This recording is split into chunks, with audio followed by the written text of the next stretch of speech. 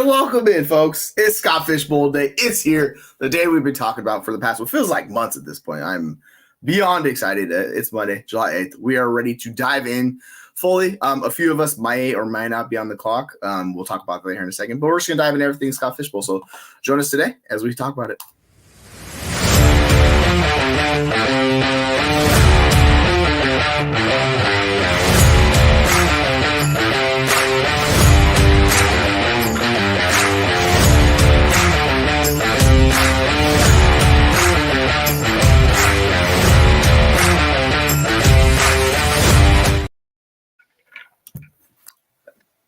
It's here, folks. It's here. Welcome in. It is myself and Jeremy Schulman. Rocking our Scott Fishbowl gear, as you could tell. Jeremy's was a bit more expensive because he had to ship it halfway across the world. You know, such is life with those things. But it is Amsterdam, representing Amsterdam with Heineken. So. The home country, baby. I love it. How's your day going? I saw you were just talking to Jagger a little bit ago. How did that show go for you? Yeah, Jagger May, awesome guy. Talked a little bit about Dynasty Basics, getting a little bit more specific, but we're going to have a series rolling out in a week or two here about all different types of formats. So guys like Jagger and Tom Strachan talking about best ball, Jagger talking about Dynasty. We've had a few more guys on and a few more to come. But just to kind of introduce everybody to the formats, give them some basic and intermediate and advanced level strategies. And yeah, Jagger was awesome. So it was good to chop it up with him. Yeah, if anybody missed that show, go check out our YouTube page. It is right on there. You'll actually see it on Twitter. Basically all social media platforms it was streaming on. So go check it out. I highly recommend it. Jagger's one of the brightest young upcoming minds in the space. So you will get a lot of good nuggets on that. Yeah, so what with you going on the clock, you already picked in the first round. Why don't you run us through your first round pick, and then we can kind of dive into Scott Fishbowl a little bit more. So I went from the 107, and I was a little concerned. We'll throw up the board a little bit later, but I was a little concerned about, number one, I like to be as close to that third round reversal as possible. I want 3 top 30 picks, if possible, in the first 3 rounds. So ideally, you want to get back towards the end of that first round so that you're at the beginning of the second and third round. I was a little concerned about missing out on a top tier quarterback, so I picked the 107 slot. I was hoping for Anthony Richardson. Anthony Richardson, just premier rushing quarterback. He's got that elite floor. You mix that with his elite ceiling, especially in Scott Fishbowl with the points per rush and first downs. The dude is going to be a monster. If Anthony Richardson finishes as the 101 in the Scott Fishbowl, I wouldn't be surprised. But I got another guy who could finish as the 101 in the Scott Fishbowl. And I think if you look at the scoring, he was very close to doing that last season as an MVP, reigning MVP, Lamar Jackson, falling to the 107. We had a few quarterbacks go before. Patrick Mahomes went, I think, at the 103 or the 104. We'll take a look at that in a minute. I don't mind that. I know a lot of people want that elite rushing floor, but Patrick Mahomes is in for a big bounce back. So at the 107, I was confident I was getting one of A-Rich or Lamar or even Patrick Mahomes if people were fading the pocket passers. I got Lamar. I'm ecstatic. And I'm actually on the clock in round 2, so we'll get there in a moment. But Jesse, you are on the clock right now. We need to talk about your first round pick. Yeah, I'm at the 105 in the Dread Pirate Roberts division. Those of you who don't know, if you're born in the 80s, you definitely know who that is. But that is the Princess Bride movie, and it's something close to my heart. I've seen it like probably 50 times in my life growing up. So I was like, yeah, let's do it. Interestingly enough, I was hoping for CMC.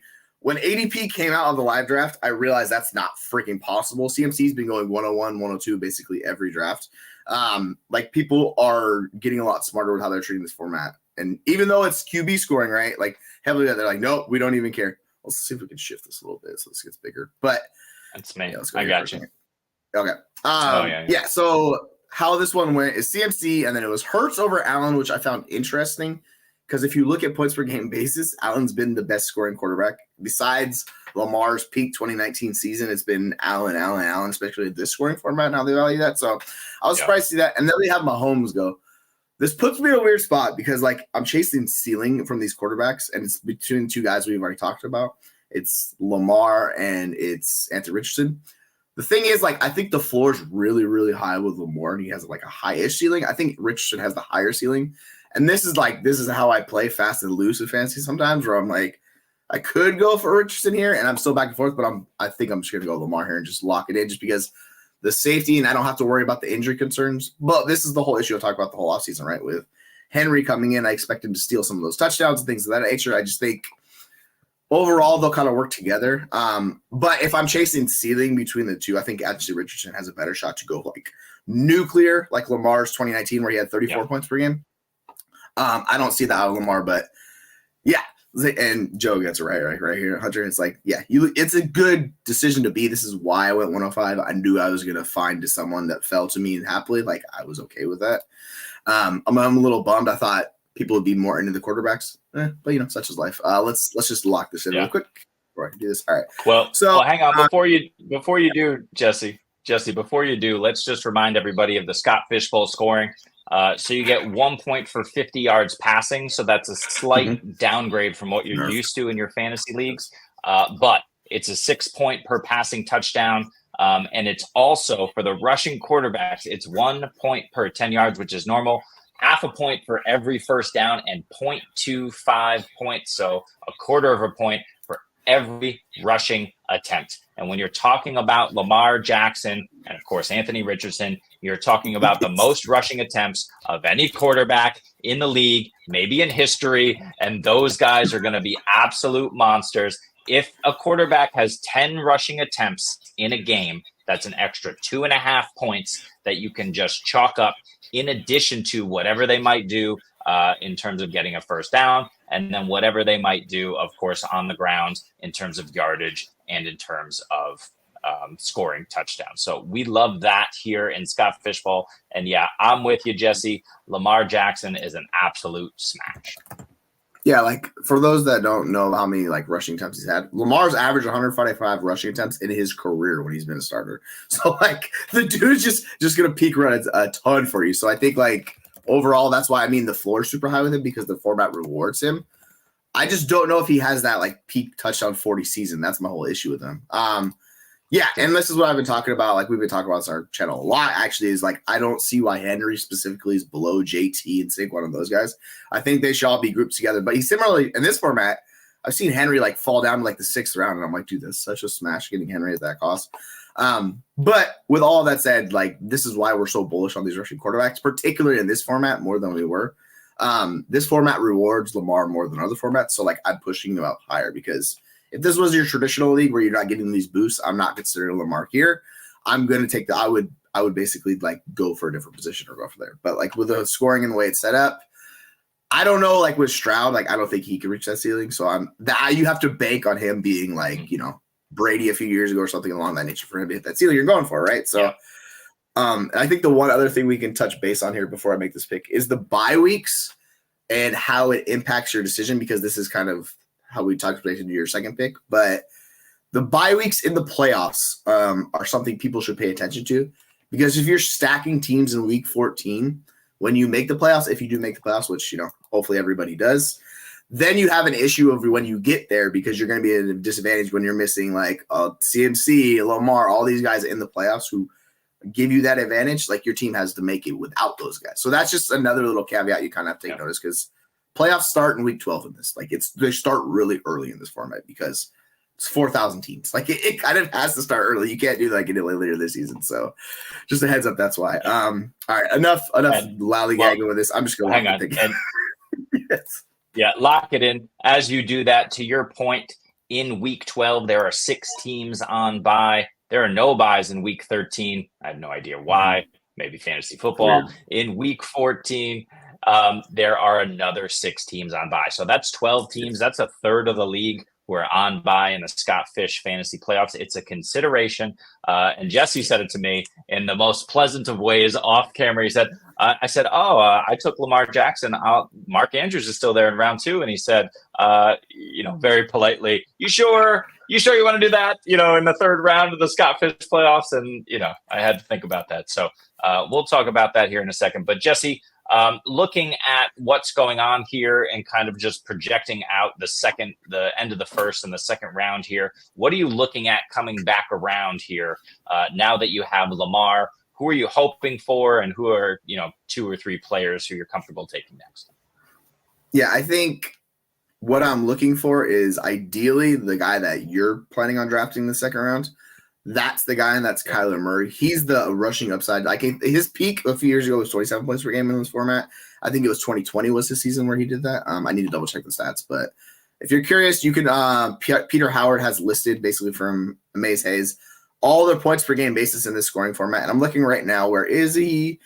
Sorry, he's not pulling up. Kyler Murray, yeah, 27 points in 2020. So like that's the peak he's given anybody in this format.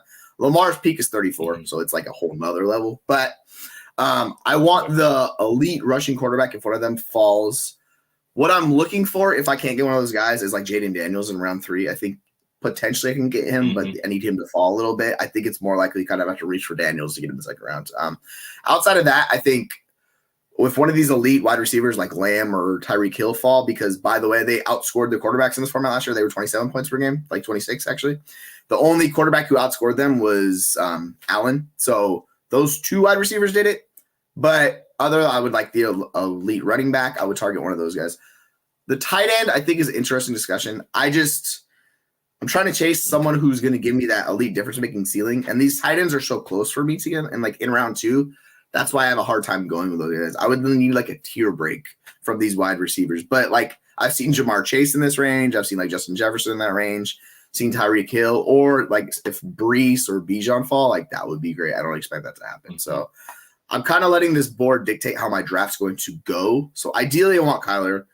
If it doesn't happen, then I'll probably just pull the trigger on the top wide receiver, top running back on the board, just set my team up and see how that goes. Yeah. But like from strategy perspective, I want like 2 elite tight ends by round 6. That's kind of what my goal is going into this. So we'll see how that shakes out. But Hunter makes another good point here. Like Richardson is like going to run the ball a ton. And this is what worries me about the guys in the other guys on that team. Like, it's a lot. Like if you do the math on that per game, like that's a ton of rushing attempts. Like you're talking the 150, 160 rushing attempts, which is close to what Lamar's been in his career. Lamar's peak is 176. I think Fields is the only guy that's really hit that in a season. So if you want to take a dart throw on Fields really late, go for it. Because if he's going to play, he's going to go nuclear in this format. But let's kind of jump to you. With you also getting Lamar's a little bit later, so you get the better value. What's your kind of plan going into like round 2? Is it, I know you're talking about the elite tight end or maybe like the other quarterback here. Is that kind of your bold overall strategy you're looking for? Yeah. So here's the board. I switched it here. So I'm in the Globo Gym Cobras. What is it like? Yeah. Gotta love it. Like cross I can't remember. Gotta love it. My team name is Cotton's Bold Strategy. So we're ready to go here. And hoping not to draft some average Joes. But you see how the board plays out. We had 3 QBs go in the first 6 picks. It's really hard to blame guys who want to pick CMC, Tyreek Hill, and even CeeDee Lamb. I get it. I mean, those guys are set up for insane volume, and the scoring here, go for it. There are no bad first-round picks. It's all how you construct your team, right? But Lamar Jackson falling to the 107 for me. Like I said at the top, I was hoping to get Anthony Richardson. Lamar Jackson fell, and that was just an absolute smash. Second year in a Todd Monken system, and he's ready to roll. He only had, I think, was it 24 passing touchdowns? I'm looking it up now. 24 passing touchdowns last season, which was the 3rd highest of his career. But of course, again, he was getting used to a new system. Mark Andrews was injured and out for about half the season. There were issues outside of Zay Flowers with all of the receiving core. And of course, he had over the last 2 seasons issues at running back. Keaton Mitchell, who came on, went down with injury, of course. J.K. Dobbins was never right, never came back. Gus Edwards was out there doing his best, but they realized they were giving him too many touches.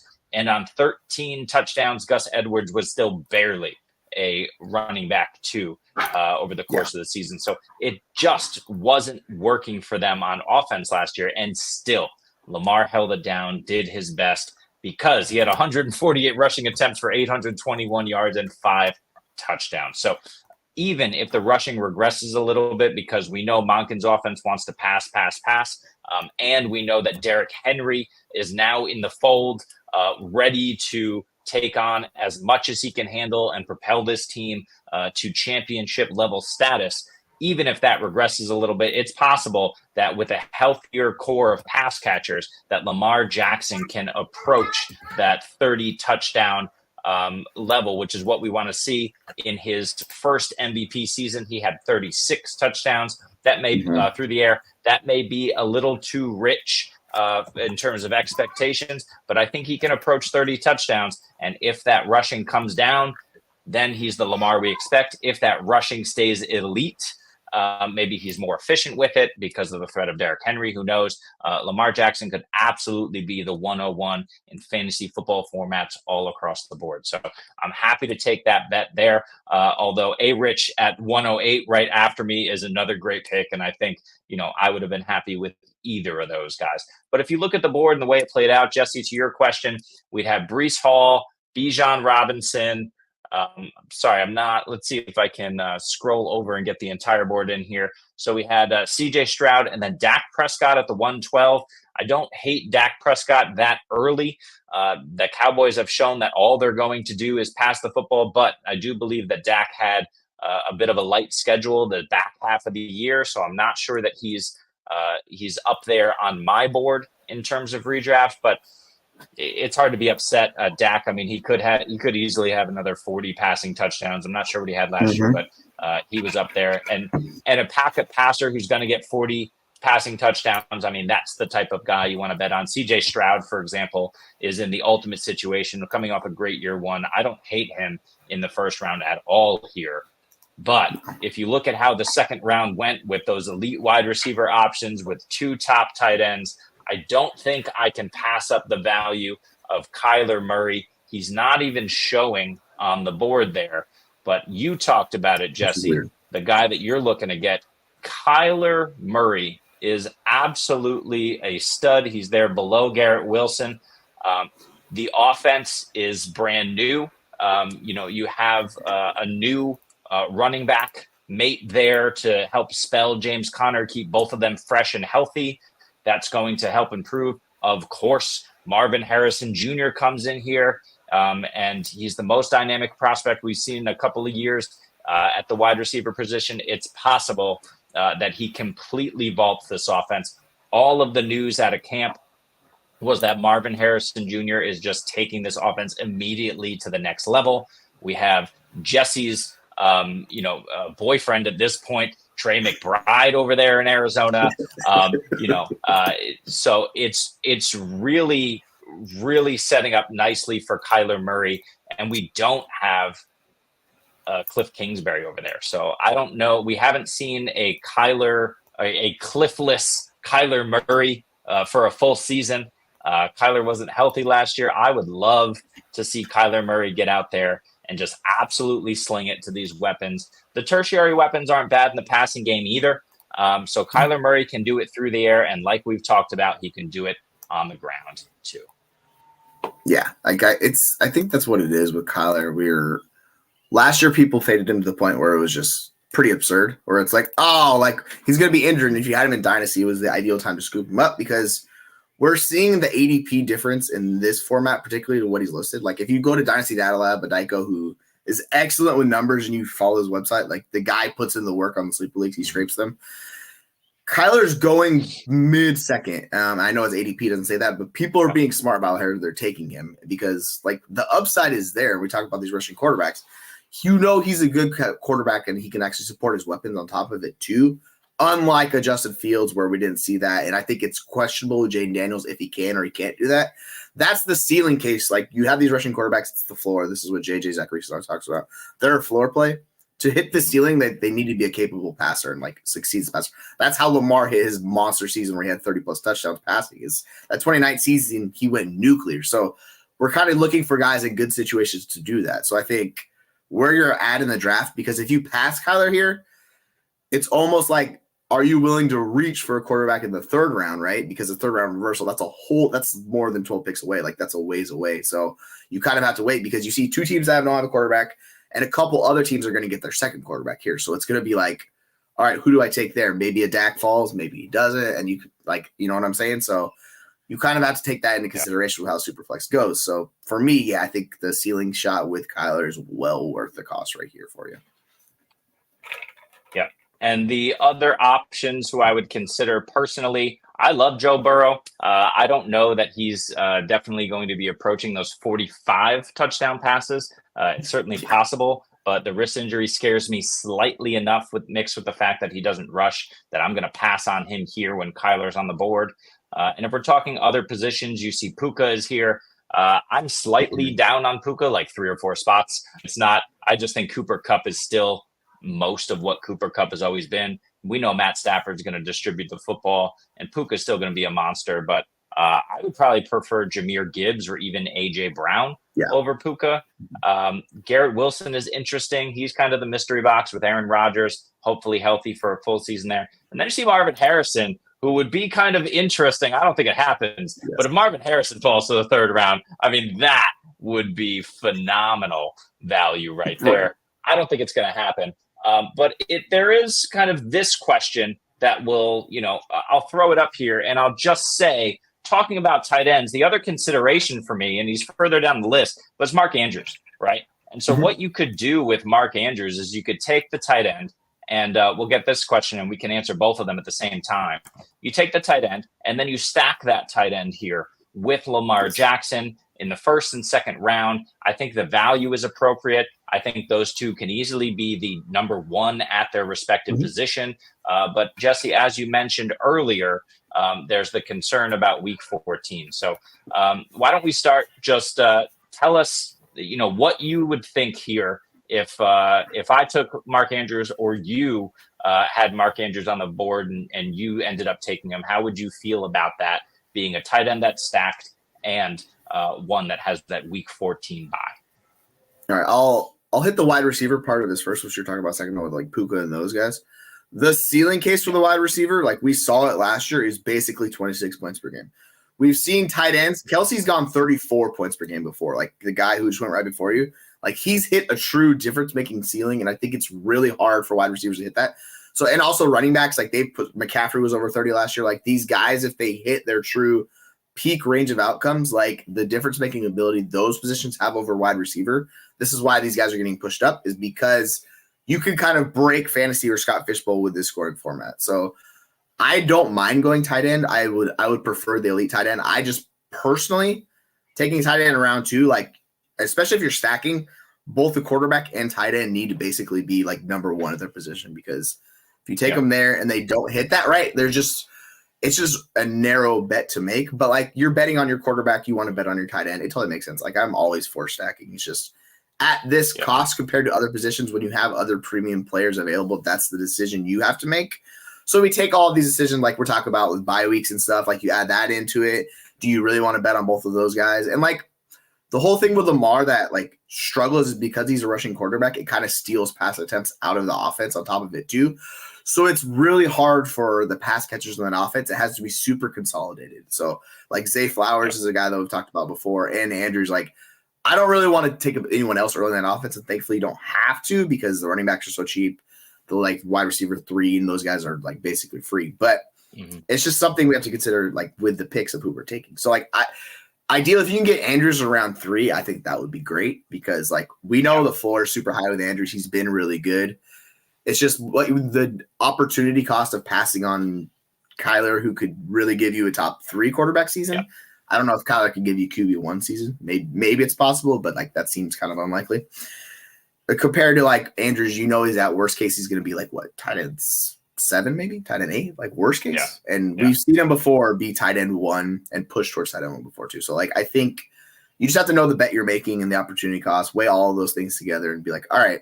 But yeah, if the whole bonus point for stacking is the playoffs and big formats, which this is when we get to the playoffs, like a lot of these teams in the past, like we saw the Eagles team that won a couple of years ago, they won because Kenneth Gainwell scored a touchdown for them. Like that's basically why they won in that format, right? So it's like these late super cheap stack options where it's like I'll throw a dart on Rashad Bateman, or I'll throw a dart on, I'm blanking on whoever it is, another guy in that offense, like Isaiah Likely super late. Like you throw the darts late.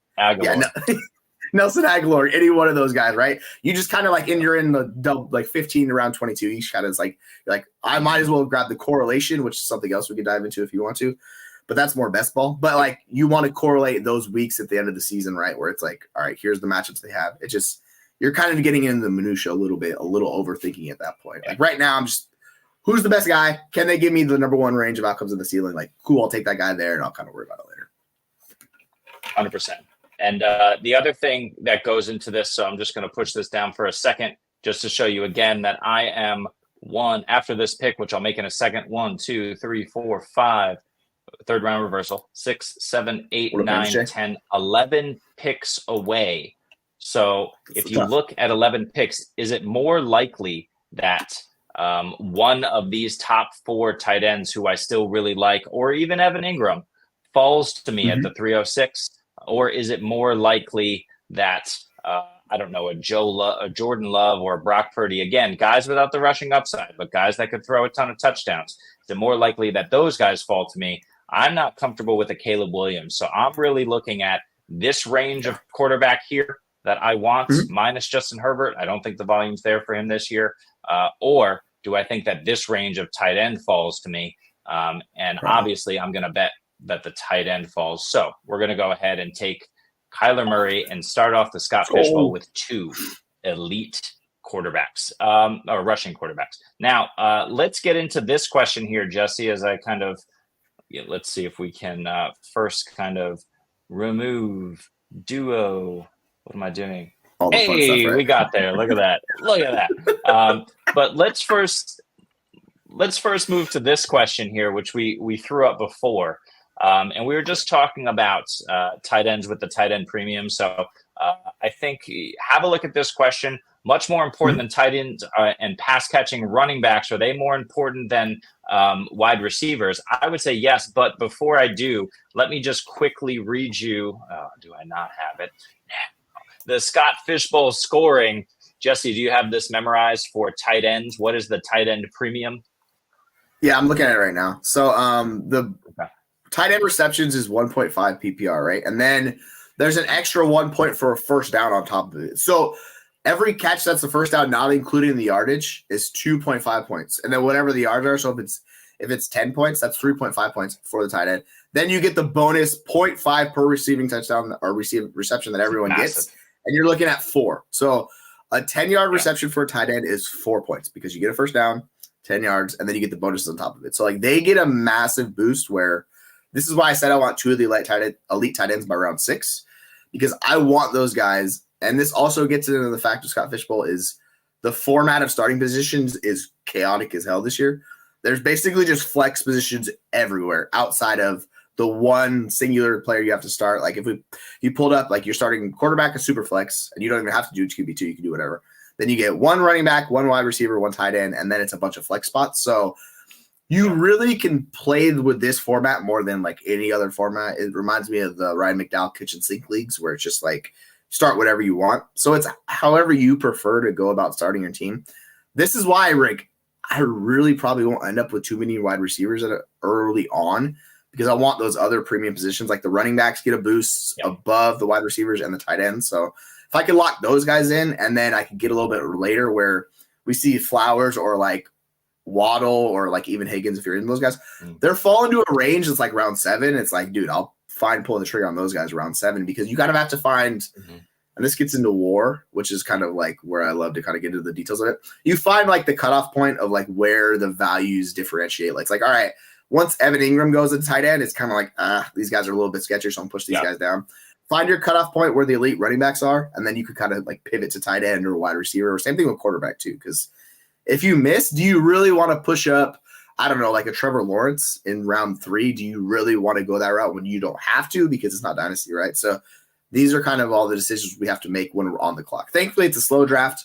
If it's a live draft, it's even more chaotic, and it's just like, oh shit, I got to get this guy because I don't know what's going to happen. But with us having multiple hours to figure it out, it kind of helps. So like, you don't have to panic pick. Take your time. Make sure you know what your strategy is, and then when you're on the clock in round 3 or 4, you kind of look, you see what available.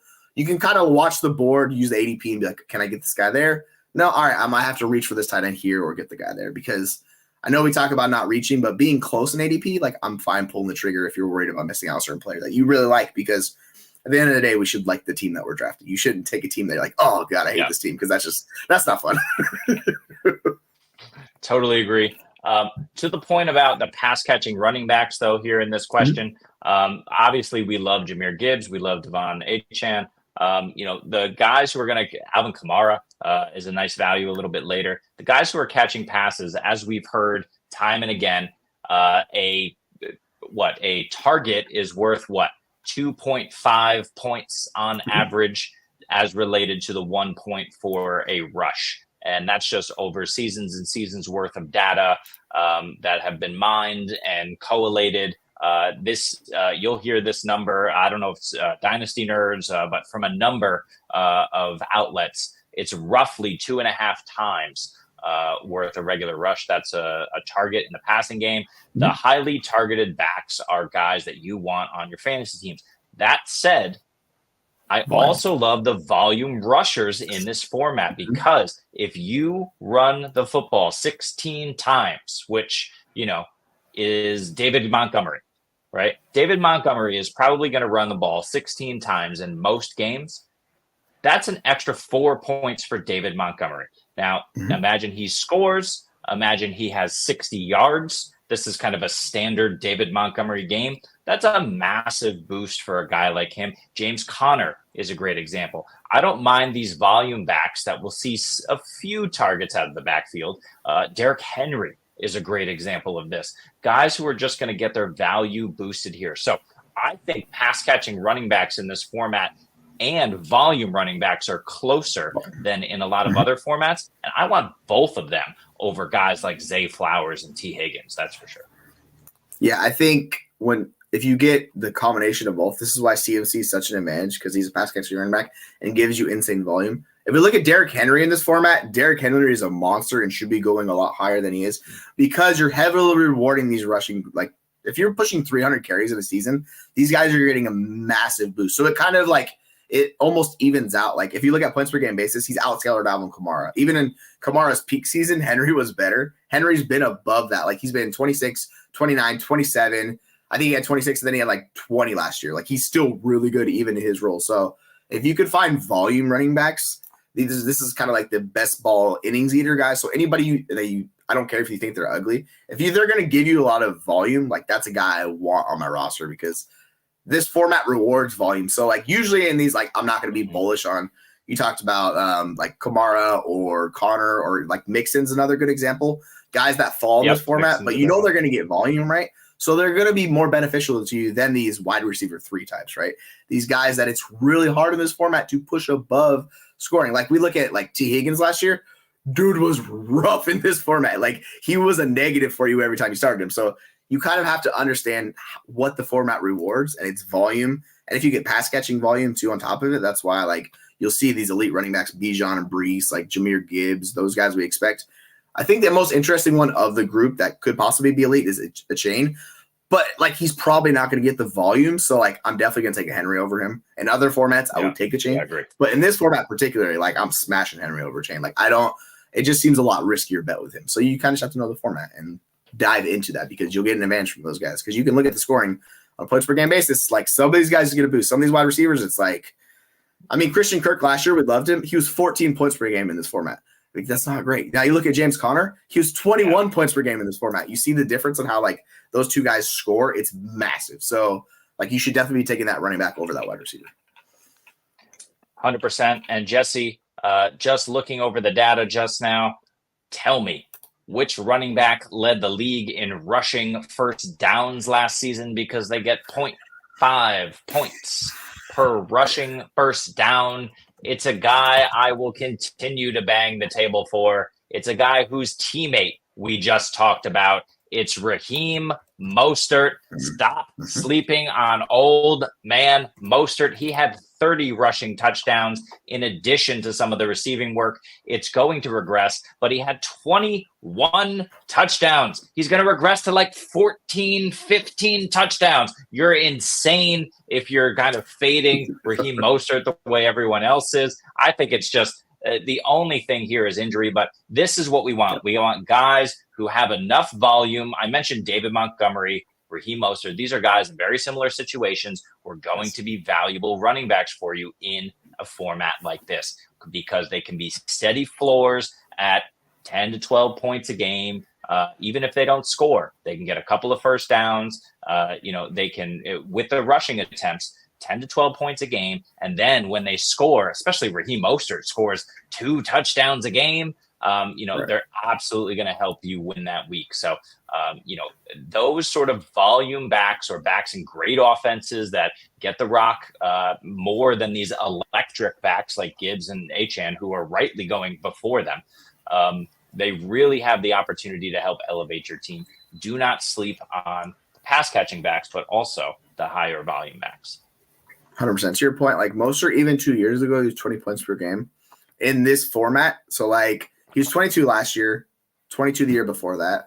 I mean, he got his little injuries last year. He's like 3 points per game in this format. So like, don't count that. That just is what it is. But yeah, like if you see a guy getting significant volume over the other one, I'm going to prefer that running back. Now it's different at wide receiver. Cause like, I think a guy that's undervalued is Debo because he gets a rushing boost. So like if you're deciding between the wide receivers for the Niners, give me Debo. Like it's not even close because you're going to get that rushing boost on top of it too. So like this is where the format comes in. Like guys where I'd be closer on, I'm like, I'd get significant leans one way or the other. So I'm fine taking these old dusty running backs, in parentheses, dusty or whatever. But like when you get to that cutoff point when we talk about these players, like that's what you should do. Another guy's interesting shot at CJ Hawkinson. He's been really good in this format.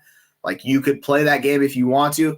I don't think there's any IR spots, so like I might need to consider that. But like you could do that where you draft Hawkinson, he's going like round 9 in this format, similar to other guys, and you kind of have to like determine like, am I cool rostering that guy because I can get a boost from him towards the stretch and like be in the playoffs. So another like this is where strategy comes into it. It's so fun because you could do this scenario with 150 different players and come to 150 different decisions. So like that's what I love Scott Fishbowl when it does is because it kind of changes how your mind thinks about these guys, right? So yeah, it's fun. Yeah. Hey, famous Jay. So we talked about stacking. Let's just stick with this question again a little bit because the question implies that we want all of these other positions over wide receiver, and I do. I want wide receivers at the bottom of the draft. I'm picking up value because, like I said, I have now 2 elite rushing quarterbacks at the top who fell right into my lap just where I was drafting. It worked out. Because of that, I want one of those elite tight ends. We have about 4.5 of them left because if it's only Evan Ingram, I'll probably reach on Evan Ingram. And outside of that, I'm smashing running back. Like I don't need a wide receiver 1. I can get by with a bunch of wide receiver 2s in this format because all you're doing are getting first downs, right? 0.5 point for first down. So you can collect those short yardage. I mean, the guy we've been screaming from the rooftops all offseason, Deontay Johnson, is buried in this format. Go get Deontay Johnson on Sleeper in the 9th round. Yep. Because he won't show up until then, as the ADP climbs and climbs, as all these guys have been taken, and people will say, "Oh, Deontay Johnson," and then you snag him. So round 9 is perfect value for Deontay. There's other guys. I mean, you mentioned the Debo boost. Jaden Reed is a guy who goes a little bit later, who could have that Debo boost as well. As we invite our boy Aaron over here. What up? Welcome in, Aaron. So we were just talking. Yeah. I've been backstage for like 25 minutes. I couldn't get my microphone to work for like 25 minutes. Well, you made it. Man. We were talking about wide receivers. Yep. So Jesse, why don't we go to you first as Aaron enters and exits? Why don't we go to you first and just tell us a little bit about your thought process here with wide receivers? We don't know who's going to be on the board in round 2 for you or round 3, but how are you feeling about wide receivers here in Scottish? I want the elite wide receivers. So I kind of want whoever falls in that, like we talk about AJ Brown, Puka Nacua, like Garrett Wilson. You talked about Harrison Jr. The guys in the range that are going to be like viewed as back ends, like between wide receiver 10, wide receiver 17, whoever in that range, like I view can take a massive jump forward this year and be a top 12 wide receiver. Because like you're only starting a singular wide receiver right in this format. You can start as many as you want, but like so whoever falls, and it's whichever guy people view as ugly or whatever, right? The other thing with wide receivers that I really want is return yards, guys. And this is the thing we could talk about return yards because of the boost, like a Greg Dortch or Rashid Shaheed are getting. Like Dortch was 22 points per game. No one really talks about that at all last year because of the boost. Mm-hmm. The whole issue with the receiving yards is we have no idea how these guys are going to how it's going to work out with the receiving yards. So I think that's the whole You got to fire darts. But I'm not going to take like Rashid Shaheed in round 4 because I'm not 100% convinced he keeps the receiving, like the return yards, all that role. Like I think there's yeah. So like if it's around 6, 7, sure, but like he's getting pushed up really high, and I'm like, ugh, there's elite positions there. So you kind of have to be careful with it because it could burn you in the ass. Like he might not be returning kicks this year. It's like, well. Remember all the Scott Fishbowl mocks where we said don't trust them, these don't mean anything because QBs don't get punted? Yeah, look at this. What's it? What do I have? 8 out of the first 9, 7 out of the first 8. It went all QBs. So yeah, makes sense. That's how all it goes, right? We always do it in mocks. Yeah. What are you thinking, Aaron? How are you feeling so far on this? I got one of the 4 or 5 guys I wanted. At 5, I had it ranked Allen, Hurts, CMC, Richardson, Lamar. I wanted CMC to slip to me, but he went just before me. And then I had to go with Richardson and Lamar. I debated, and I just said Richardson based on the fact that I decided, like, I'm typically a risk-averse kind of guy. I like to build for depth and have nice, solid teams all the way around. This is a 3,000-plus player field. I'm shooting upside on every pick. I'm going for nothing but boomer bust guys. Like there's going to be the guys who fall like T. Higgins, Devonta Smith, where if they hit, I'm going to have wide receiver 2s. If they miss, I'm going to have shit. This is Ricky Bobby, baby. Your first or your last in this shit. Yes, let's go. I love it. That's what I'm talking about. You're speaking of heart right now. I want to win my division at very least or be completely out of it to the point where I don't have to pay attention after the first month. Hey, I mean, last year I had my first 3 picks were Andrews, Eckler, and Henry last year, so I was out of it real quick. So I feel you on that one. I had Cup Cousins and JT were my first. You're like, it's cooked. I'm cooked. Yeah, I finished second last, and I was just like, yeah, I'm done. Yep, makes sense. Let's see. Yeah, I had Andrews, Jefferson, and Cousins. So yeah. Totally fucked. But Aaron, so what are you thinking here? What are you thinking here in the next few rounds? Oh, this is just. I know. I'm scrolling. Holy shit! Look at this one. You guys went, hey? Yeah. Wow. They're These guys are crushing it. We were flying. We've been stuck on this 112 guy for like 2 hours, hour and a half here. He was in the chat when this draft started. These 11 picks went in a span of about 15 minutes, and he hasn't picked since. I wish there was a way to do all 3. So I'm just kind of looking over the board. So early QB here, followed by a wide receiver run. But that's kind of predictable. That's how it goes every year. If you're in the last 4 picks, you're punting quarterback. This one, you haven't gotten far. No, I was taking about 45 minutes with my pick. I think it's interesting with the wide receivers going like Lamb and Hill over the elite running back options. I think that's an interesting choice just because what's Cooper Kupp's like? I think he's the only guy that's come close to 30 points per game, like in the scoring format, like at all. Like Kupp was at 29 in 2021. Like that's the peak you can get. So you really need something like that from a wide receiver to truly give you the difference. So that's why I just struggle with the wide receivers that early. But I get it. Like they're awesome players. For me, it's CMC. That was another one. That's why I wanted CMC because with this scoring, I wasn't thinking wide receiver at all. Like even last year, like okay, so I had Cody Carpentier. He picked in my division. It was all player profiler guys. He picked at the 11 or 12 or whatever, and they were celebrating at the end of the day. He started the 1-2 turn with Jamar Chase, Justin Jefferson. It doesn't really matter, and that was more of a wide receiver friendly bracket last year. This doesn't like I don't know about you. I'm at where the hell's mine? You're on screen. Let me see. I started with A-Rich. Depending on who gets around, like I would like to go tight end, and then I think the 3rd round is where it gets interesting for me because I have a couple that I'd like to add if I can get them. Like if it gets to, let me see. Can I scroll my board up here? Is that showing up? My board? Yeah. Okay. Yeah, we got it now. Okay.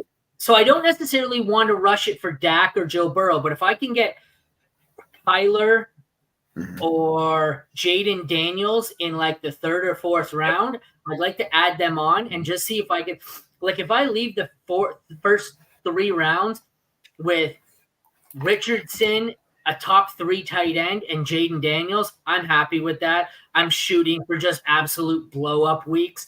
I don't really care. If those 2 or 3 quarterbacks go before it gets back to me in the third round, I'm probably going to punt and wait till the 5th or 6th and draft a JJ McCarthy, Drake May type. But I don't really have any interest in going QB to start here. I'll have nothing by the time it gets back to me. So, like I said, tight end. If Bijan, Brees, or JT falls to me at the 208, I will probably pivot and go there, and then maybe run tight end in the third round, unless Jaden Daniels. Because, like I said, Jaden Daniels is really the high upside quarterback I'm targeting here, but it all depends who falls to me. Like I said, you guys had all those elite running backs were gone, right, by this point? Oh, no, so, okay, I would have probably taken Gibbs over the tight end, but I don't know. What are you guys thinking? And JT's still there as well. But for me here, and we just chatted about it. Like, I love that.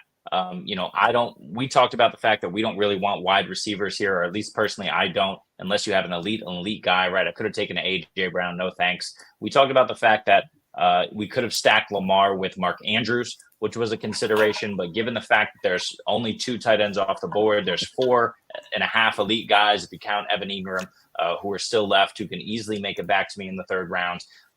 It's just, if you look here at the quarterbacks, 1, 2, 3, 4, 5, 6, 7, there were only 7 quarterbacks that were taken when it came back around for my second pick. So I took the 8th off the board, and I took Kyler with the rushing upside over a Joe Burrow or a Trevor Lawrence or whoever. And the thing is, No, go. What's that? Oh, but the last point I just want to make there is that, if you have these 2, if you're taking the value that falls, and in this case, I have 2 rushing quarterbacks, I have elite floors with potential elite ceilings, and then I can just build. I'll probably go for a tight end in the third round, scoop up a bunch of RB value in the middle rounds there with guys who can just eat, and then I'm just going to most likely punt wide receiver and take the Deontay Johnsons of the world who fall. No, but that's what I was thinking when I looked at your draft there. I like Kyler Murray. I would have, I don't know, you went quarterback because you stacked the rushing quarterbacks. If my option was quarterback, I don't think I would have done it with CJ Stroud, Dak Prescott, Jordan Love. I would have just waited. Like I said, I probably would have also done it with Jaden Daniels, but I think you could wait for the third round. But I showed you, did I show you my board? Freaking Jordan Love. Yeah, bring it up. 108. That's crazy. Tough, There's man. no way I Jordan Love there. It's the same bet with Stroud and those guys. Like, for them to give you the truly difference-making elite season, they got to go 40-plus touchdowns. That's a hard bet for me to make on any quarterback. It's just rough, man. It's so hard. I don't know why you would do that. But, I mean, they probably really like Love or they like the Packers, so I get it. I understand the thought process. It's a narrow path to weave, going that bet there, where I see other guys, and I've seen, I don't know why Amon-Ra is falling behind, Jefferson or Chase. Points per game basis, he could easily outscore those guys this year because you want the guys that are going to get all the targets and all the receptions. How this goes, this Amon-Ra gets a boost. He was 23 points, 7 points per game last year. Chase has never beat that. Jefferson's only beat that 1 year, and he was barely beat that points per game. So I think I saw someone, I think it was your division, Aaron, where Amon-Ra went above those guys. I actually think that's a smart bet. I don't mind going that route at all. Yeah. Don't mind me. I scattered us all over quickly, but this was my point here. Kyler, look at the rushing totals. Yes. For the last few years. This is why I want to go for the rushing upside. I don't understand. You know what the problem is with taking someone like Love or even CJ Stroud here? It's that they're drafting in regular super flex leagues. And I would be willing to bet they're people who they're not, I don't know who they are. I guess that guy's an analyst who took CJ. Oh, no, he's not. Okay, so the 106 and the 108, I believe, are not in the industry. They're just fans. And that's someone who's done redraft, or that's someone who's done Superflex leagues, but not really checked to see the difference in this Superflex setting, because it's not really Superflex. It's Superflex, but it's much more valuable for the rushing QBs. So, there's no way I have CJ Stroud as my 102 in some Superflex leagues. I don't want him in the first round of this. And Jordan Love, I don't want anywhere near the 108, but that's just me. Yeah, me either. It's I don't mind Love in traditional leagues with you, but in this format, no, I'm not on like that. Yeah. And Jesse mentioned the point about the touchdowns, right? Like the fade on Patrick Mahomes is ridiculous. I've seen him available at the 107, 108 in some leagues. Patrick Mahomes certainly did had his struggles last season. That was me. Joe Burrow just went in my league. But Patrick Mahomes had his struggles last season. But of course, if there's one quarterback who can throw for 50 touchdowns every single season, it's Patrick Mahomes. They did everything to build around him. So outside of Mahomes and the rushing QBs, you're really playing with fire. Aaron, if you go back to mine real quick for a second and just look at a couple of these teams who are building, right? You're really playing with fire if you go CJ Stroud, Dak Prescott at the end, and then don't take another quarterback there, rushing quarterback, because now you're banking on that third, fourth tier of quarterback to get you those points, and few of them have rushing upside. But you could, of course, go like you're saying, Aaron, like a Drake May, Jaden Daniels over there, and look, you have a top end wide receiver, so everyone's build is totally viable. But here, Patrick Mahomes and Joe Burrow, those are two quarterbacks that could throw for 45 touchdowns this season. Yeah. But again, that bet is maybe not as strong as the floor isn't there the way it is, but the ceiling still is with the rushing QBs. It's funny because I expected my league Mahomes to be like available when it got to me. So I thought either Richardson or Jackson would be gone, and I'd have to probably take Richardson or Jackson. We were a pick away from all three of us starting with Jackson here, hey? That's hilarious. Yeah. Also, so I'm on your board. What scares me here, like I understand Sicoli in the 10 slot. He's got to punt QB and go Bijan and Jefferson and just lean into it. What I don't understand is if you're a mid-round here, why are you leaning into the wide receiver heavy build from the 5 spot? I don't understand that at all. I don't know why I guess if you really love Tyreek Hill and you don't want Jackson or Richardson, maybe you punt it there, but why are you doubling down here and taking A.J. Brown? And I don't understand I said, this draft is really, I think, position dependent. The last few guys have to punt, but I don't understand punting quarterback from the 5 slot. Yeah, I mean, I agree with you, but to me, I just wanted to say, these two QBs are locked in top 6. I think you take A.J. Brown at the top 6, but unless he's injured, I don't think, or somebody goes off, ahead of him, I think he's probably locked in as a top 6 guy. I could see Jefferson falling out of that with this situation. I could see, Chase and Burrow have had their own injury concerns. I could see them falling out. But to Jesse's point, and I'll let him say it, is that Tyreek Hill is elite.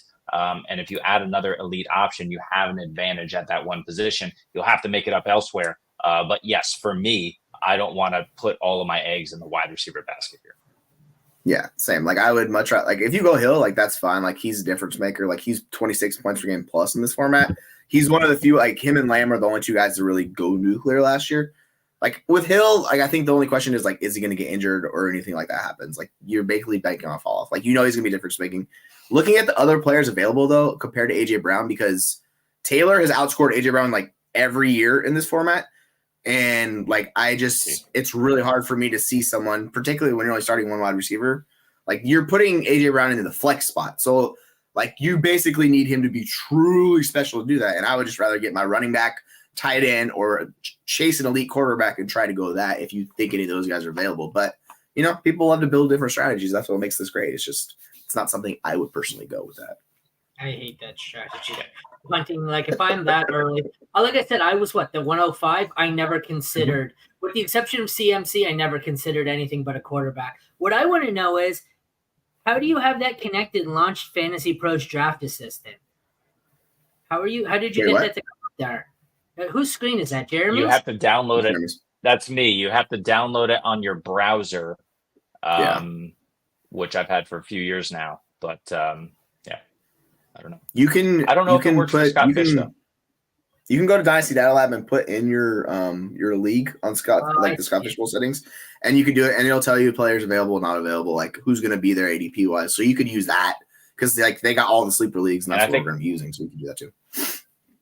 And Dynasty Nerds has a tool as well, I think, for Scott Fish. There's a ton of them, so that's available too. Yeah. No, I just seen that one. I've never seen that come up on the screen like that. Yeah, because Yeah, I I'm didn't on even the see it. desktop. I've never seen it either because I'm never on the desktop. I'm gonna try Always and doing it install from it. my phone. Throw up, Here, I'll yeah, show you. Jesse. Why don't you Let me throw show up you a this real useful quick. So this is the Dynasty Data Lab one. I have Sure. Dread Pirate Roberts plugged in.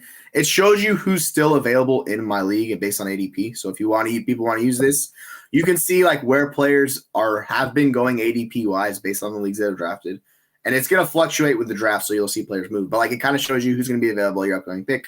So you can kind of plan based on your strategy if there's a player you like. I think it's just a really cool tool to have.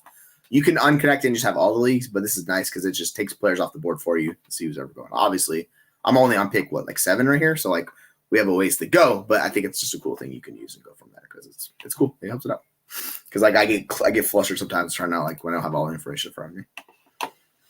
Yeah, I'm gonna pick 7. Well, yeah, see, for me, that's why I want to install it. Not like it'll matter for me, because the only times I really want to use it is when I'm at work. And when I'm at work, I'm not on desktop anyways, so it probably won't work for me anyways, but still. Yeah. It's a nice tool to have. I very rarely am I ever drafting like right now. Oh, I just got mine to come up too. Sweet. Oh, yeah, you're just connected, right? Yeah. Yeah, I just got mine to come up. I want to see what happens when I click on it now. Launch draft assistant. Oh, sweet. Yeah, That's I'm curious. cool. I never knew that. Does it work? Nice. Yeah, it worked. It worked. I gotta go. I have all my leagues connected to it because I use the app for Fantasy Pro sometimes. Like when I'm driving around and I'm at work and I can't sit there and go through my spreadsheets, I'll bring out the phone and go to the draft wizard there and see what their suggestions are. Just if I'm debating between players. But like I said, it's more when I'm just flustered because I'm driving around and I can't sit there and it's like, damn it. You have my spreadsheets at home all day, and the second I leave the house, all of a sudden I'm on the clock, and it's like you. Yes. That's why I hate drafting on my phone. That because like you have to pull out different stuff and get out and go back in. I'm just like that's why I don't enjoy. But listen, there's no shame in that game. I mean, it took me years using that tool and the mock draft simulator to get to a point where I am now. To a point where I don't use it, but then again, all of us are on Fantasy Pros. We can just pull up our own rankings, and use it in the draft room, so that works as well. But yeah, listen, all the tools are available for you to use however you like. I love the tool that Jesse threw up there, and just use whatever the Aikido. That's not the Aikido tool, right, Jesse? Yeah, that's Daiko. Yeah, that's the Daiko on Dynasty Data Lab. That's his website. Daiko. So you just go to dynastydatalab.com, click on SFB. It'll pull up all the SFB, and then if you go top left corner, just click your division. It's going to X out all the players drafted in your division. So, like, it'll make it really easy for your individual leagues. That's funny that you say that, though, about we can just use our rankings because our Fantasy Pros rankings are up there. I don't know how many times that's caused me to update my rankings where I've gone in and looked at my rankings and been like, oh, fuck that. What am I thinking? And I'm like, I'm moving that guy ahead. And then it's like I just made the pick I wanted anyway, so why did I even bother? But yeah. Good process, Aaron. Always revising. It'd be really cool if one of us could actually make a pick here on the clock, but my league seems to have died out. It's slow down. I mean, me and Jeremy did earlier, but yeah, it's like this one's gonna be cruising, so Jeremy might be the next pick. Yeah. Yeah. Gotcha. Yeah, I didn't get to see that. I was traveling back and there was construction, and yep. Now I'm stuck here waiting. Like I said, these picks were rattled off in 15 minutes. We were about to pick a minute, and then we've been stalled out on Detroit, whatever the hell this is, for 2 hours now, which is funny because, like I said, if I go back, I believe he's in the chat an hour and a half ago. Where is it? Yeah, it's middle of the day. People are working. I think everyone gets excited when it kicks off, but then life happens. So, hopefully he picks soon just so you get your 4 hours for everybody in the first round. And then, it's a slow draft. And as impatient as I am in slow drafts, because I'm like, as soon as it's me on the clock, I'm like, if I'm awake, I'm hitting the button, I'm scrolling through all this stuff. I know that other people have lives unlike myself. But Aaron, I'm super impatient with it, just like you. It is what it is. But yeah. Thankfully, my draft is moving quickly. I'm very impatient too. I'll consistently check. But like, I'm not gonna be like, like I saw somebody complaining earlier, and I was like, dude, shut the fuck up. Like, it's fine. We will get to it when it happens. People have lives, so like, it's okay. Well, no, Because I saw that yesterday on Twitter, and I was like, are you fucking for real, dude? This is a charity league. Like, chill out. It's not that important. It depends though, because I seen someone losing it earlier. They're 2 hours in, and the 101 in their league hasn't picked and didn't set a queue. So Yeah, like that's that's a little different because Yeah. even Scott, he says there's no rush, but Scott wants to get through the first round of all these drafts as quickly as possible because he wants everyone to check in to say that they're there. It's kind of like attendance. And if you're not there, he needs to replace you today. Yeah. That's what he said. Yeah. He wants everyone to get through it. But you know what's funny? That The first year happened last probably year. did it. Yeah. Yeah. But the first year, like four years ago, I think I got into one of the satellite leagues because I didn't get in. And I read, a how-to because I was new and I didn't know anything. Read one of the how-to strategy guides, and the strategy guide said the number one strategy for slow drafts: always milk your full 8 hours or 12 hours. You never know what breaking news can happen when you're on the clock. Blah blah blah. So I swear to God, I had every pick that year. I was 7 hours and 59 minutes, and then the next year I'm like, fuck this! I'm not doing this shit anymore. Right. Like, yeah, it's not. I understand why people do that, but in this like charity event like this, and like, we talk about with like this particular charity event, it's like, yeah, they're just trying to make sure. So we'll see somebody more than likely get replaced at some point today, like because we're a ways into the draft. I think they started 3 hours ago, so we probably have 5 hours until someone gets replaced. But it happens. Like it's just unfortunate part of it. Aaron, this one's for you from Cody Carpentier. Hello. All right. Do you guys want to talk about? Just like I had a question for you, Jesse. I know I talked to him earlier. There's actually been 4 or 5 people who've taken him 101, but I was going to ask you something. How did you get to what you showed me on this, Jesse? Go to ADP. Then SFB ADP. Yeah, and then the top left corner, you can just click your division. Nice. So hit the top left, and then your division, whatever it is. It'll be the first thing down. Once you click it, So whatever the name of your division is, just click it or type it in. And then boom. It's pretty dope. Yeah, I like it.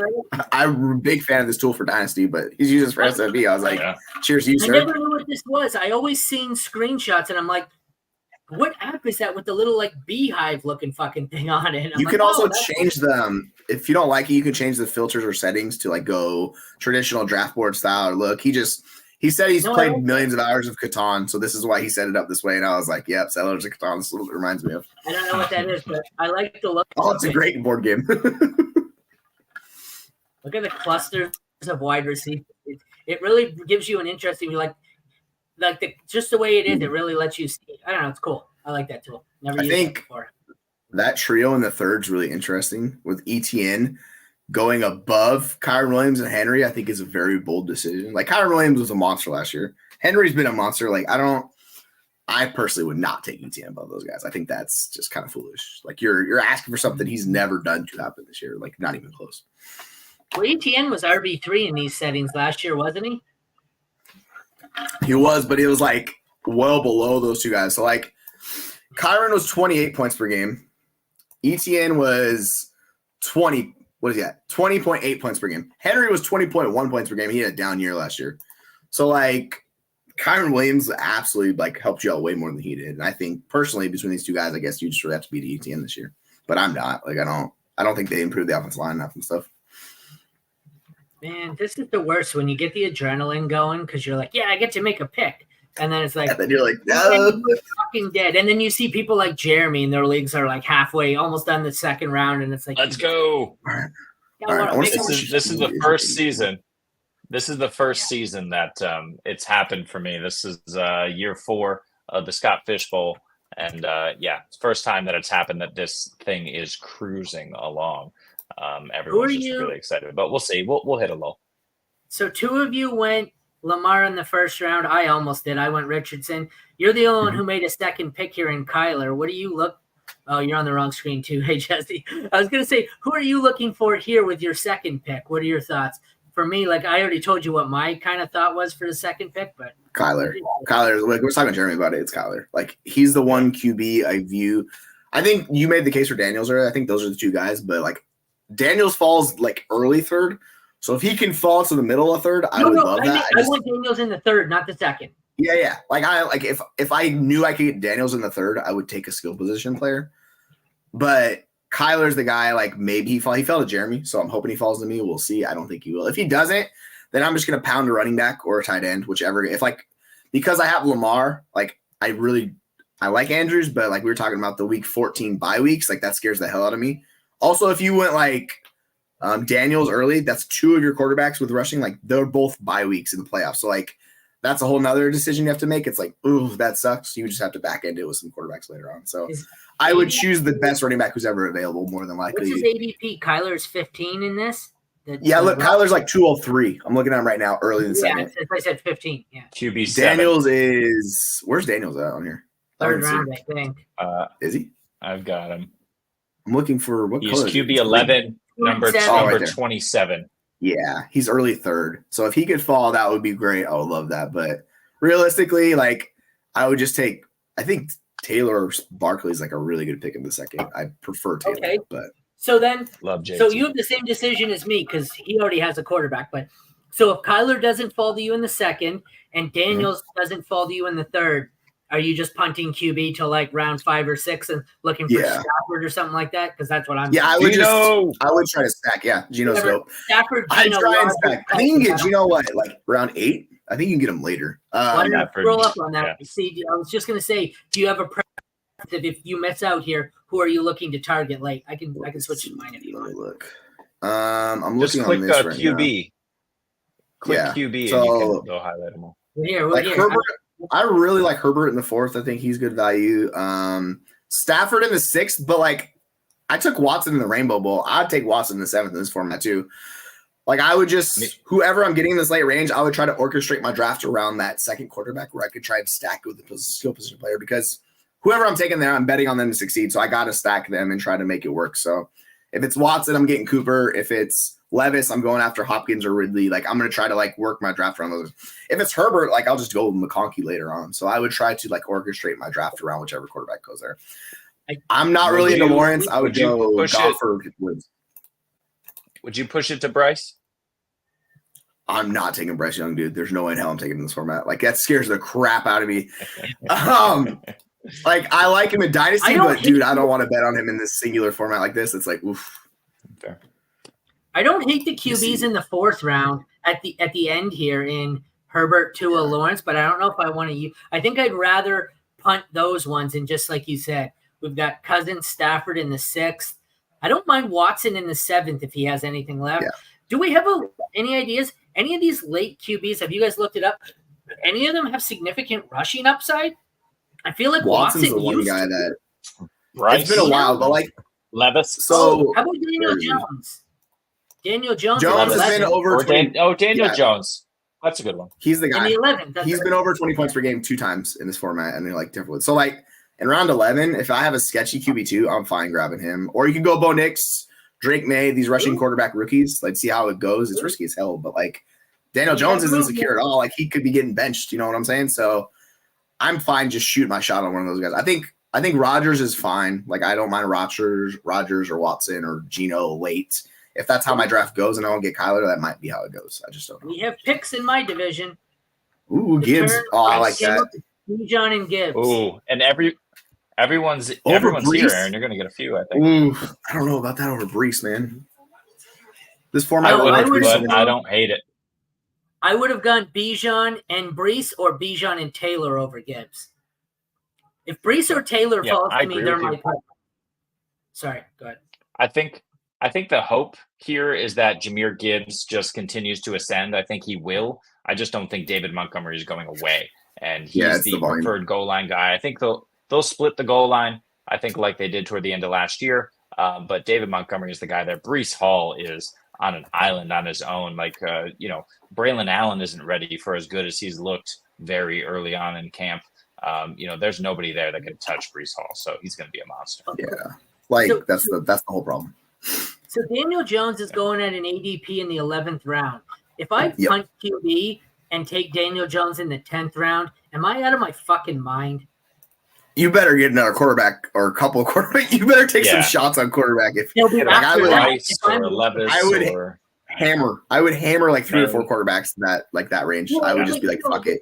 So if I do that, it would be like Daniel Jones in the 10th, and then in the 11th or 12th, whoever's left of Will Nix and Levis, May, those Derek guys. Carr, Gino, Drake May, Bo Nix. Yeah. There'll be a third, but it'll be a low upside pocket passer. I think if you're in that range of quarterback, you specifically don't have to focus on quarterbacks. Like, you can get that points per game from other positions. So if you talk, like we talk about Mostert, those guys, like those running backs that are getting volume, or those wide receivers, there's tight ends, like you could take a shot on, you know what I'm saying? So yeah, like I don't think you need to force quarterback in this format. If you miss out on the elite guys, like I said, Lawrence in the 4th round, that scares the crap out of me. Like even Goff in that range, I'm like, oof, man, I don't know. So Yeah, in this format, it's all about figuring out. Like, I don't want Tua in the 4th. There's no way I want Tua in the 4th. Like, that just That's seems what I mean. crazy. Punt and take Cousins in the 9th or something. Hell yeah. Give me Kirk Cousins all day. I love Kirk Cousins. Like, yeah, I would. I think Cousins goes earlier. Hold on, though. Where's he at? Is anybody he's in around 6. Yeah.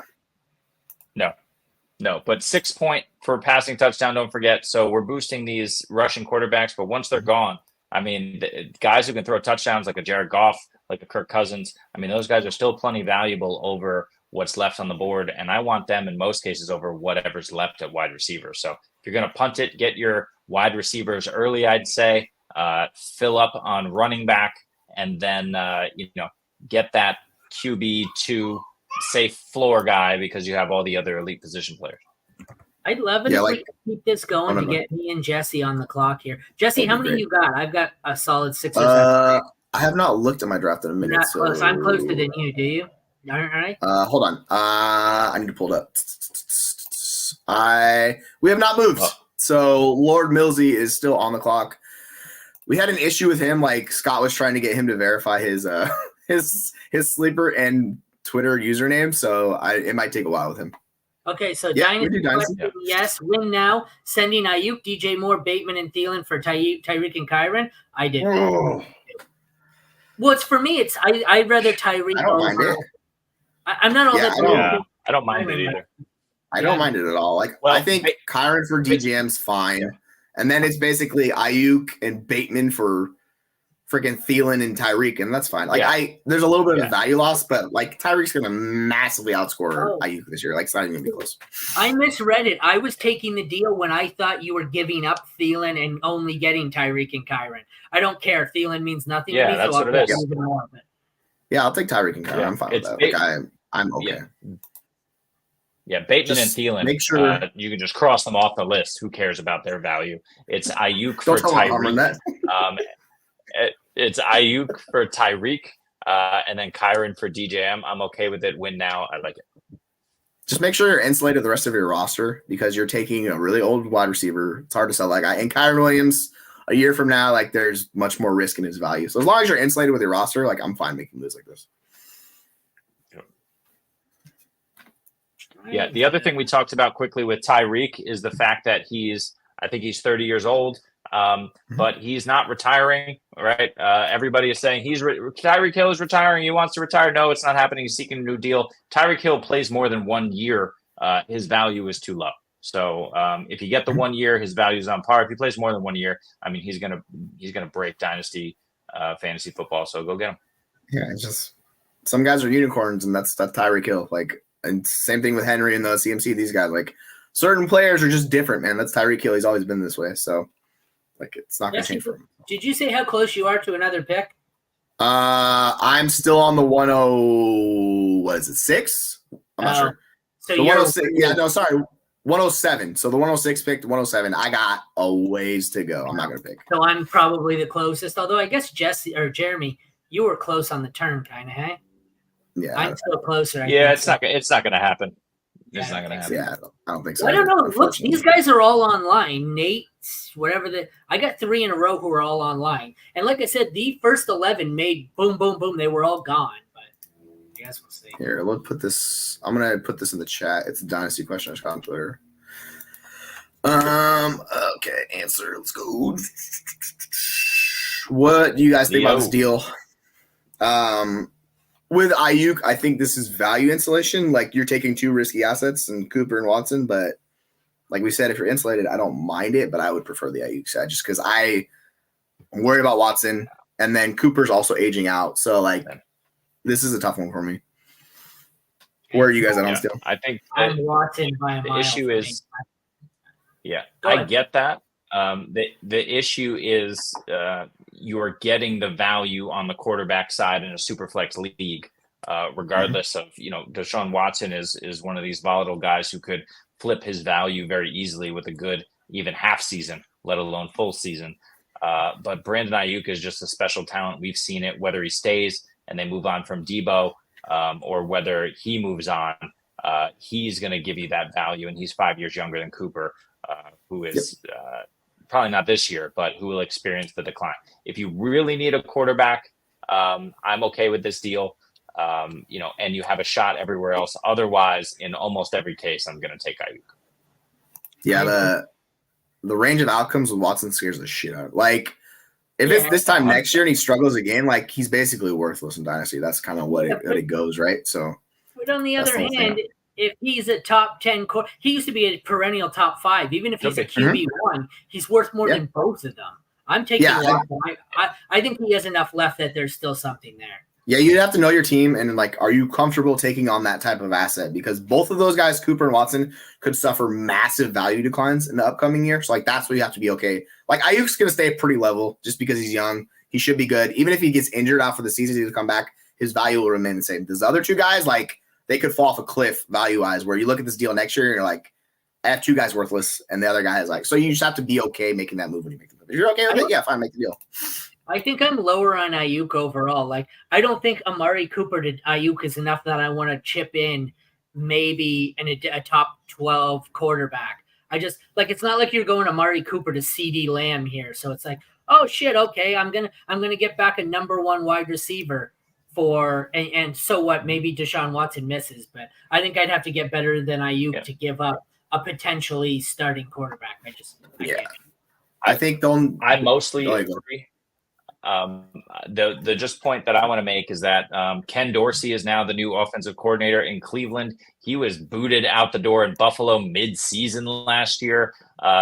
He just wasn't able to get it going over there. Now there's opportunity here for him to turn it around, and they don't have the running game with no Nick Chubb or the ghost of Nick Chubb.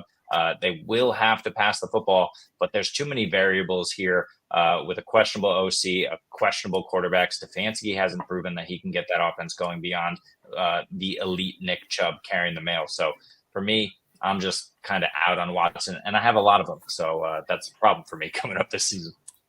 Yeah, we talked about it when we were talking about them earlier. Like, Dorsey had that team second expected points per game. Like, the EPA was off. He was the scapegoat because their freaking kicker missed a field goal, and they lost that game in Buffalo. So they kind of used him as the scapegoat for their issues. Like, I think they were better offensively with Dorsey than they were, like, in the second half of the year with Brady. But, yeah, like, there's just a lot of question marks. So with a deal like this and all the changes, I think they're going to pass a lot. It's just, can Watson be good? I just don't know anymore. It's been 4 years since we've seen it. That's the whole issue. So it's like, you got to show it to some point, man. Is there anything more frustrating in a sleeper draft than seeing that the person who's on the clock has the green dot and they're online and are not making the pick? I know that guy. That's Nate Hamilton. I know it is, but it's still just I'm going to make your fucking pick. I know you're there. God, I know that guy. That's Jesse in the Rainbow Bowl draft. One pick ahead of me. We got a follow-up question here. Hang on. Let me throw it up. So the previous deal was send Ayuk, DJ Moore, and Bateman and Thielen for Tyreek and Kyren. So he's getting Derrick Henry instead of getting Kyren Williams with Tyreek. What do you think? In win now, I think I'd rather Derrick Henry. I don't really care between the two of them. There's more value to gain on the Kyren side than there is the Henry side. So it depends how you want to orchestrate this deal and what you value. Because, like, if Kyren shows out again this year, he's going to be massively overvalued over Henry. Like that's the whole thing with the two of these guys. It's just people are worried about Kyren. But if he puts another top 5 running back season again, like, people are like, fuck, this guy's hot. And he'll be valued in, like, 3rd round startup pick where Henry, like, he's not going to get above the 7th. So, yeah, I don't mind the deal. It's just whatever you prefer with orchestrating teams. Because I kind of hate, like, forcing a value pick on one guy. I'm like, no, take this guy. Like, it's just whatever your team works and how you value those guys. So whichever one you value more, I'm fine with in that deal. Like, I think they both serve you the exact same purpose. It does go to your point earlier, Jesse. it goes to your point earlier about the fact that it depends what the rest of your team looks like, right? Because if Mhm. you have a lot of younger pieces all over the map, and you're just buying these old guys for this year production, and you're, like Jesse said, well insulated for the future, then great. I'm fine with it. We all said we prefer Derrick Henry over Kyron this year for a number of reasons. Blake Corum, Sean McVay, always playing hot hands.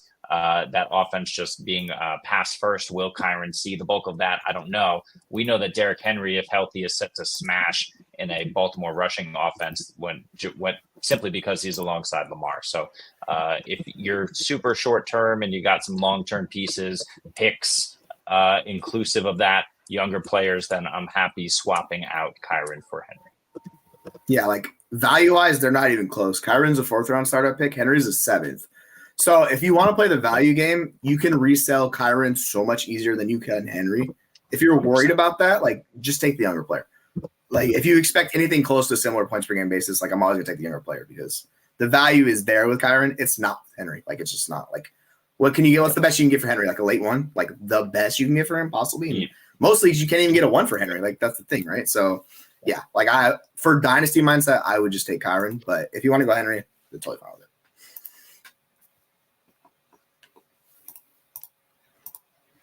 Where are you guys at? Like, let's talk about the receiving stuff. The return yard stuff. Where are you guys at with those return yard guys getting a boost? Where are you comfortable taking them in this format? Oh, there you go. Amon-Ra off the board. Ooh. Where are you guys targeting those return yards guys like Mims, Dort, Shaheed, these guys in expected roles that we should see a massive boost? Because Shaheed's the 8th round pick. I'm looking at the SVB stuff right now. Shaheed is early-ish. Where are you targeting those guys double digits? Where are you at on the return yards, guys? You're buying last year's production, right? Like I rarely want to do that, especially in redraft, where you're just banking on the fact that Rashid Shaheed holds the role. If he does hold the return role, like you had said earlier, great, he's a value. But at an 8th round cost, it's going to depend who's still on the board and what my needs are. I don't mind that necessarily, but you're still struggling with risk in that situation. Outside of Shaheed, I don't see big offensive roles for these other guys. Dortch, he's a pass for me, and I have Kyler. I'm going to pass on Dortch. I'm going to pass on Mims. I don't know who else is going to return kicks. Cordero Patterson, probably not, and be have a heavy role. I think Shaheed's the only one who has the opportunity, and where he's going, everybody's on him. I'm probably out. Yes. Yeah, like I think. Oh, yeah, go ahead. No, I have none of them. Like I'm supposed to overpay. Like they're going too high. I'm supposed to overpay on a guy that could probably be like a 15th round sleeper because he returned some kicks last year and had a few decent yardage. Like it's probably going to be inconsistent production at best. Not to mention, if that's all they do, how long are they even guaranteed to stay in the lineup? All it takes is one good receiver, and suddenly, we don't need this guy. Let someone else do it. I'm not overpaying for something that's so unpredictable and just unsustainable. So yeah, I have no shares of pretty much any of them. Even Shaheed. No, I'm talking just in Scott Fishbowl, not dynasty wise. No, I mean in Scott Fishbowl, they're all going to go too early.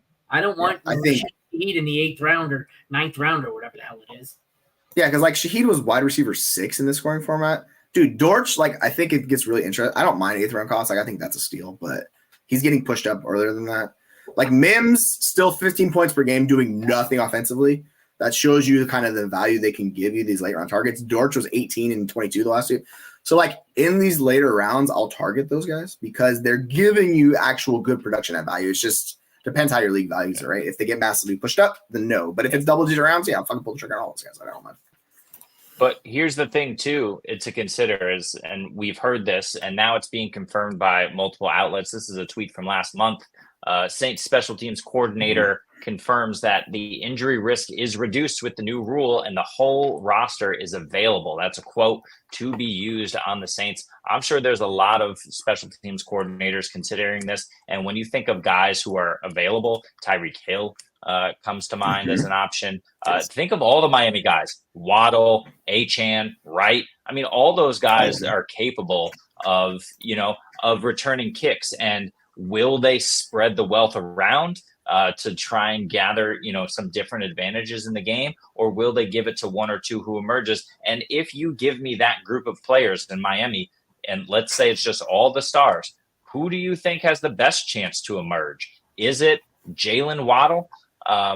Because of his elite yak ability? Is it Tyreek Hill just because of his insane speed, even though he's older? Is it Devin Achane because of his explosiveness?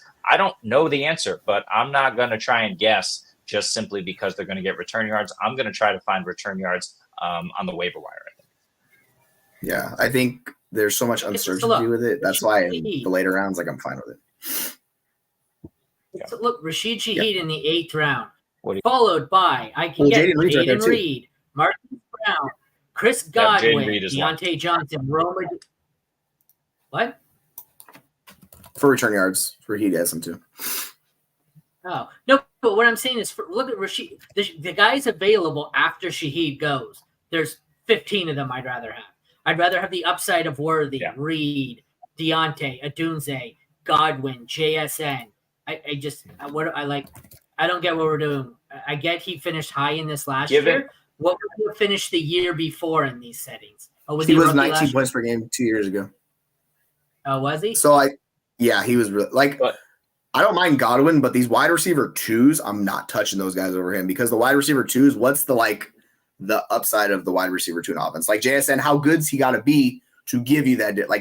I think it's a real good question. You have the wide receiver 1s, I get it. I'm all aboard those guys. Keenan Allen smashed last year, so I understand. But if we get into wide receiver 2s and offenses, I think it's a risky bet with those guys. Similar to the return yards, it's a similar kind of risky bet, so it's just what you prefer personally. Ooh, another wide receiver. Yeah, and I agree with that point that you made, but the problem is who in the New Orleans Saints offense is better than Rashid Shaheed as a wide receiver? And I think the answer is Chris Olave, and that's it. And their tight ends are a mishmash of guys who have proven to be average. Alvin Kamara is aging. They need Rashid Shaheed to help move this offense. And I think that makes him more volatile in terms of will he maintain the role. Here are some other names, and these are just projections from Pro Football Network, so take it with a grain of salt. But here's some other names of guys who have a role on offense and could be kick returners, or at least did some of that last year. Tajay Spears. Yes. Cordell Patterson, probably not.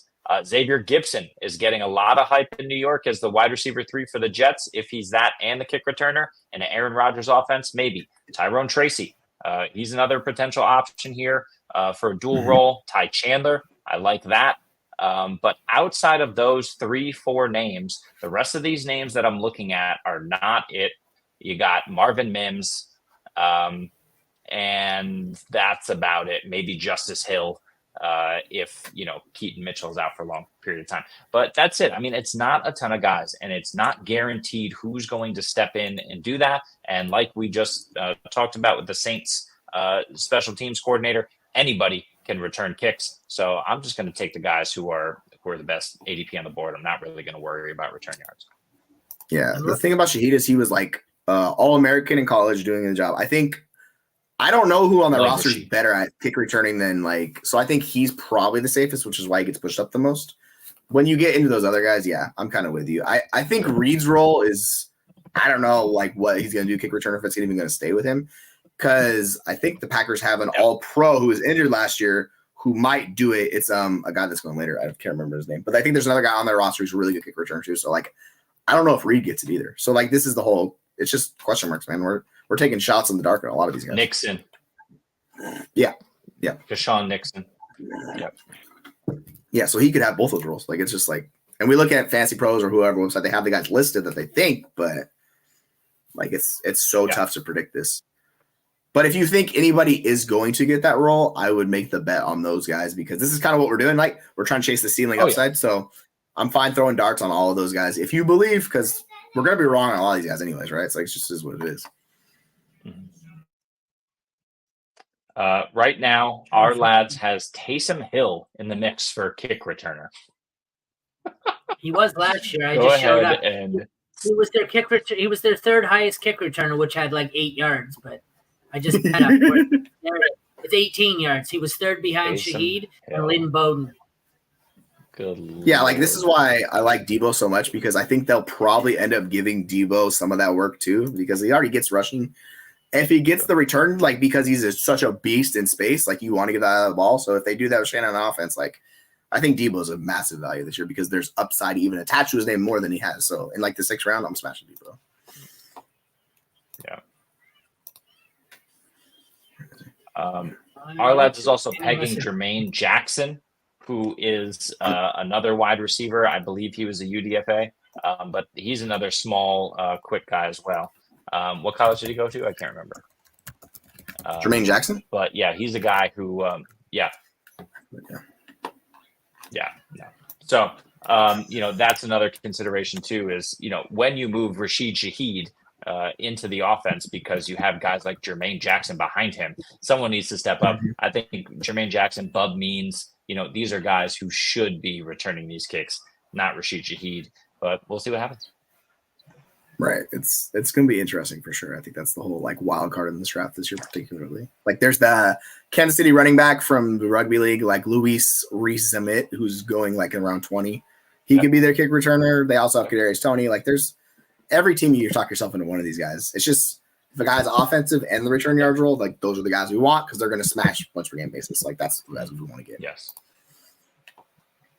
But we have to, like, the old school mentality of coaching is still around. It's not everywhere because we have a lot of younger coaches as well. But it used to be that in order to keep a guy on a roster, you found a role for him on special teams because that would ensure that he serves a role on your team. You're able to hold him. This is why Rashid Shaheed was able to stay on the Saints in the last couple of years because he had that role. There are some guys who simply are on teams because of their role on special teams. Now, if we're diminishing that on special teams, there's not necessarily, if Tyreek Hill can return kicks, there's no incentive for teams to keep the wide receiver 7 on their team because he can, they'll use that on an extra lineman or something, so it's just interesting to see how it all shakes out. But I think with the change in the special teams rule as well, and the kickoff rule, it's so hard this year. Yeah, that's why I like Dortch. He put up 130 points last year just based on the return yardage. He's supposed to accelerate his role offensively, and they're still planning on using return yards. So I think, like, of all those guys in that offense, like, I don't mind firing a 17th round pick on Dortch and see how it works out. Because if it doesn't work out, what happens, right? Like, I just release that guy and pick up somebody else. He's free. That's true. Oh, we got another pick in mind, do we? Where is it? No, Jamar Chase. No. Where the hell was mine? These all of a sudden slowed real quick. They have DJ Dallas, your boy DJ Dallas now in Arizona. Don't sleep on the DJ Dallas kick return. You can, trust me, as a Seahawks fan, you can sleep on DJ Dallas. Let me tell you, folks, you're not missing much of anything. You have, right? Funny. Oh, too funny. Jesse, you get any picks made in yours? All right, guys. I can't. Nope. You're on the Dynasty Lab or whatever. 7. Yeah. Still 7. Yeah, and I haven't had any in mind either. I think I'm just about done here. I'm going to go eat some dinner and try and live a normal life until my 3rd round comes around. Yeah. For my 2nd, but it doesn't look like. I think I'm about to get a run on QBs here because I think Pistol Pete and we have 2 Pete's back to back there. Is that what's going on here? Pistol Pete and Pacing Pete. A lot of Pete's in here. I think one might be a burner account, but I got a feeling they're gonna go Burrow and Dak here and just stack back-to-back passing QBs, which is about the worst strategy I want, aside from the guy who stacked receivers at the 106 or 105. No, thank you. Could backfire. But that's what it is. People are gonna do this the whole time. It's fun. I don't mind it. Hey, it works to your advantage, right? So hey, congrats to you. It does. All right, I guess we're done. That's it. Yeah. I think so. An hour and a half later. All right. Yeah. Well, one of you guys can do the outro since I wasn't even on half the show. So it's all yours, boys. For this guy and this guy and this guy, we're going to go bye-bye.